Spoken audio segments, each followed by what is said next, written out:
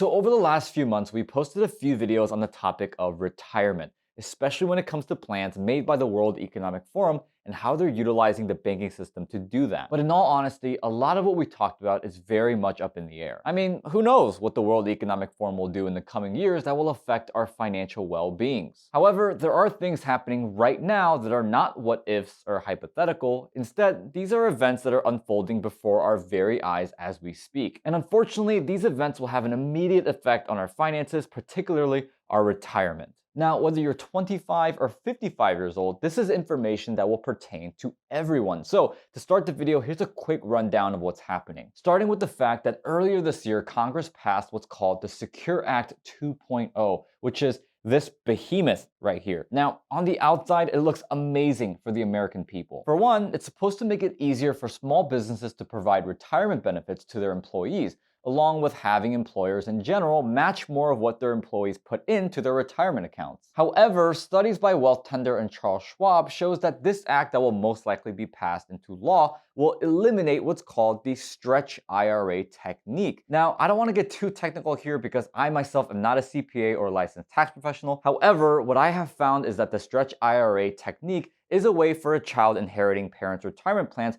to maximize the lifetime income by withdrawing only what's called the required minimum distributions. And this act would put a 10-year window to draw down the inherited IRA in full, and if you don't, the remainder would get taxed at a 50% tax rate, meaning your children would only get half of what you pass down if they don't draw the full amount within those 10 years. Now, what's really messed up is that according to calculations made by sources earlier mentioned in this video, the total revenue that the government would bring in from the Secure Act 2.0 alone would be a total of $16 billion over the next 10 years. And hey, guess who's writing that $16 billion check? Yup, that's right.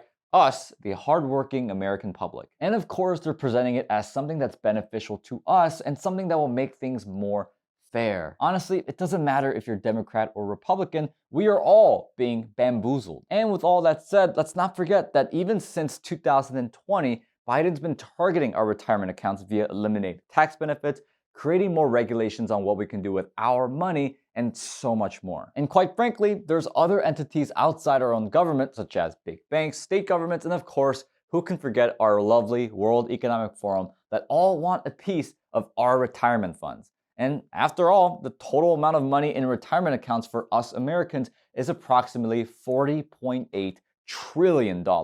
I mean, no disrespect, but with all that money, why wouldn't our government and the World Economic Forum go after those retirement accounts? Especially if they're trying to move us towards a world where we will own nothing and we will be happy. Now, of course, with all this news and information, the question that we have to ask now is, well, what's going to happen next? And considering I've been monitoring many of these different outcomes and scenarios and really researching this topic for the last many months, here's a quick run through of 3 predictions that I'm going to make for what retirements are going to look like leading up to the year 2030. Starting with number 1, which is that I predict by 2030, retirement funds will no longer be in dollars, but in a CBDC attached to a social credit system. Now, for those that may not know, for the last couple of years, the Biden administration has been working on a US-based centralized bank digital currency. And with the implementation of a CBDC, there are 2 huge effects that this would have on your retirement accounts. For one, your financials would be under extreme monitoring and control, meaning that it'd be very easy to attach a social credit system where if you do something that isn't compliant with our government, they would then have the power to suspend accounts or worse yet,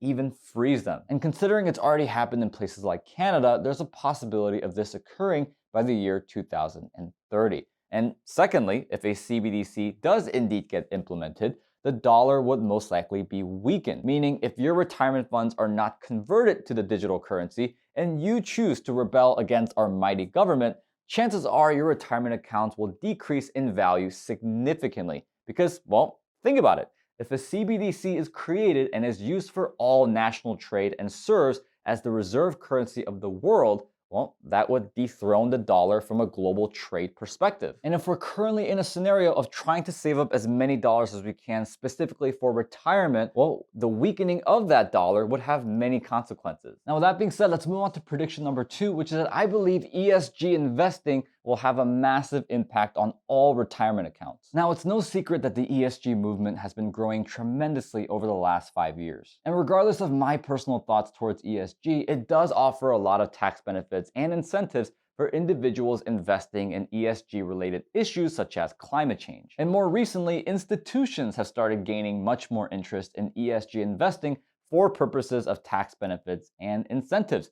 Institutions such as hedge funds, private equity firms, wealth management firms, and even pension funds have gained much more interest towards ESG investing over the last couple of years. In fact, according to JP Morgan, over $500 billion flowed into ESG integrated funds in 2021, contributing to a 55% growth in assets under management in ESG integrated products. In fact, my overall prediction is that over the next 8 years leading up to 2030, ESG investing will be so large that every single retirement account will be associated with it somehow, some way. Now, last but not least, arguably my biggest prediction of this video is that I predict that by 2030, public pension funds will be broke or at least very close to it. So like many of you, I've been following what's been happening with financial markets in the UK, and one of the things that stuck out to me the most was the near Armageddon event for pension funds, which was arguably caused by drastic increases in the interest rate, which, hey, that can happen here too. In fact, as reported by The Guardian, had the bank not intervened with the promise to buy up £65 billion